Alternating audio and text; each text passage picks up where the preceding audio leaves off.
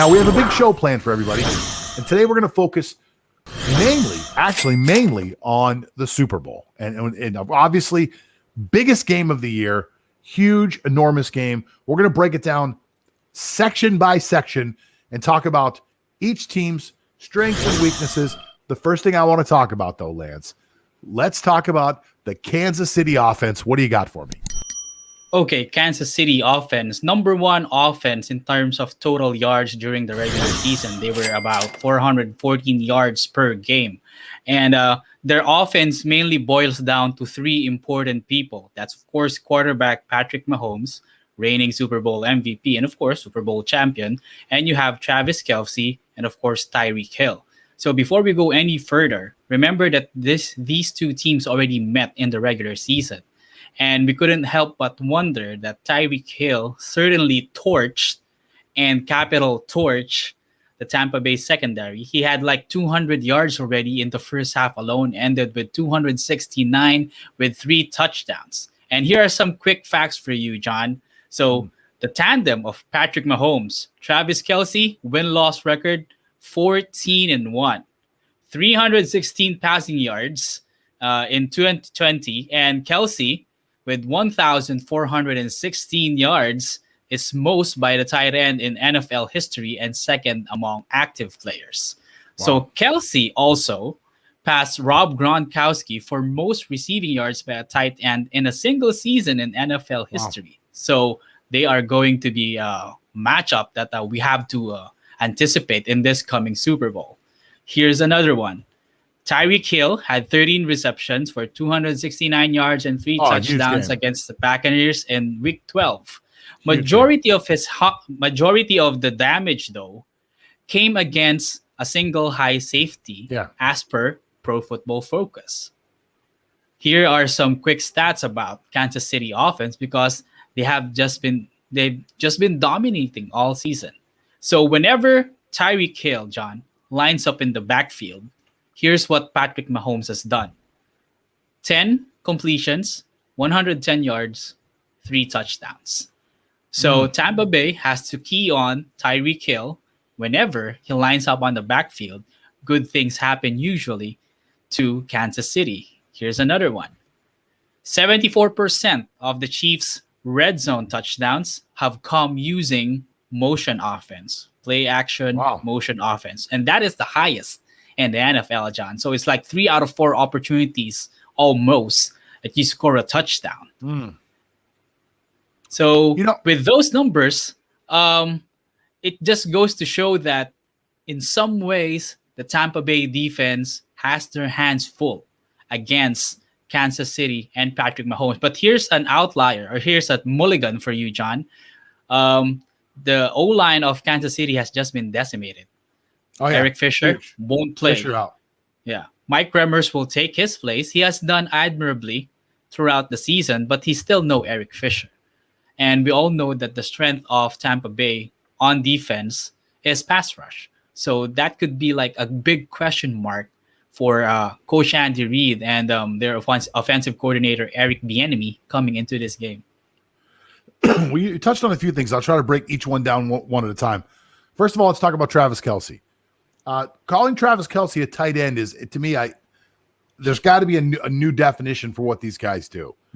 Travis Kelce is a wide receiver who blocks sometimes. I don't know what else to say. He's a matchup nightmare, runs great routes, knows how to find openings in the zone, has a connection with Mahomes that is just, unearthly. When Mahomes breaks free of the pocket, Kelce knows exactly where to go to get open. It's fantastic what these guys have accomplished together. What Tyreek Hill did in the first game against Tampa Bay should have gotten that coordinator fired. I mean, that was one of the worst games I've ever seen as far as a defensive coordinator making adjustments, maybe in the history of the NFL. They ran a single high safety that was slanted to the other side of the field. So what Kansas City would do is Kansas City would come out with 4 wide receivers, 3 wide receivers to the left, Tyreek Hill by himself on the right, and they would keep Tyreek Hill single covered by this corner who just was completely outclassed, completely outmatched. It was such an embarrassment of what we saw. I think Tyreek Hill had 220 yards. I mean, if you go back and look, correct me if I'm wrong, I believe he had 170 in the first half. It was one of the biggest explosions we've ever seen by a player in a first half in NFL history. It was amazing what he did, and it was even more amazing the fact that they never made an adjustment to fix it. And then the last thing you talked about was Kansas City's offensive line. And listen, Mahomes without a left tackle is not the best scenario in the world. And I disagree with you about Tampa's defense. We're going to break that down a little bit. I do think they have a good pass rush. But I think the reason that Tampa could give them problems if they play the right shell, they play them. When I talk about the shell, I talk about the coverage shell. If they play a lot more cover 2, cover 3, I think the reason that Tampa could give them problems is that their linebackers are just so fast. They've got the fastest linebackers in the NFL, if not the fastest. They're in the top 2 or 3 as far as linebackers that can just flat out run, and they can all cover. They can all chase down Mahomes.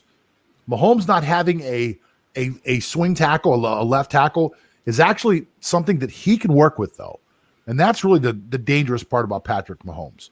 Because where Patrick Mahomes really scares me is when he gets outside the tackles, when he actually has to break outside the tackles, or when he feels the pressure and starts to scramble and goes off schedule. Then you have no idea what the hell he's going to do. Is he going to throw it sidearm? Is he going to bounce it off his own head? Like, what's going to happen? Is he going to run? Like, he can do almost anything once he steps outside the tackles and starts to scramble a little bit. And that's where Patrick Mahomes is the scariest.